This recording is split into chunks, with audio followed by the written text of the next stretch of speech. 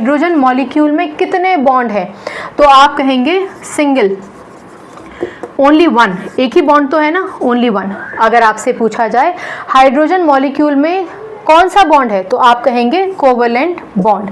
अगर आपसे पूछा जाए कि हाइड्रोजन मॉलिक्यूल कौन से टाइप का मॉलिक्यूल है, तो आप कहेंगे कोवेलेंट मॉलिक्यूल। ठीक है, कोवेलेंट का मतलब है कि इलेक्ट्रॉन्स के शेयर होने की वजह से दोनों आपस में जुड़ गए हैं, इसलिए वो कोवेलेंट बॉन्ड बनाने की वजह से कोवेलेंट मॉलिक्यूल भी आप उसको कह सकते हैं। चलिए, अब इसके अलावा आपसे ये भी पूछा जा सकता है कि हाइड्रोजन, जब हाइड्रोजन मॉलिक्यूल बन जाता है तो वो कौन से इनर्ट गैस को रिजेंबल करता है, तो आप कहेंगे कि hydrogen molecule, not hydrogen, hydrogen molecule resemble करता है हीलियम को।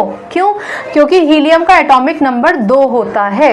हीलियम का एटॉमिक नंबर 2 होने का मतलब इसके पास केवल एक शेल है K, और उस शेल में मैक्सिमम 2 इलेक्ट्रॉन आ सकते हैं और दोनों इलेक्ट्रॉन हैं इसमें, यानी कि हीलियम स्टेबल है। ठीक है, कोई भी एलिमेंट चाहता है कि वो स्टेबिलिटी गेन कर ले, स्टेबिलिटी को ही हम इनर्ट गैस कॉन्फ़िगरेशन या फिर नोबल गैस कॉन्फ़िगरेशन कहते हैं।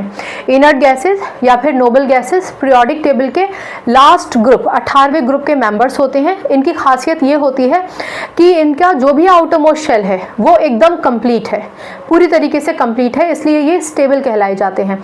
तो बाकी के जो 17 ग्रुप हैं वो सारे एलिमेंट्स चाहते हैं कि वो भी इनर्ट गैस कॉन्फ़िगरेशन पा जाएं, यानी कि स्टेबिलिटी पा जाएं, यानी कि नोबल गैस कॉन्फ़िगरेशन पा जाएं। तो क्योंकि हाइड्रोजन के पास एक इलेक्ट्रॉन था, एक उसने शेयर किया, इसके पास टोटल काउंट ऑफ इलेक्ट्रॉन 2 हो गए। सिमिलरली इसके पास अपना एक था, इसने एक शेयर किया, इसके पास भी टोटल काउंट ऑफ इलेक्ट्रॉन 2 हो गए हैं जो रिजेंबल करते हैं हीलियम को।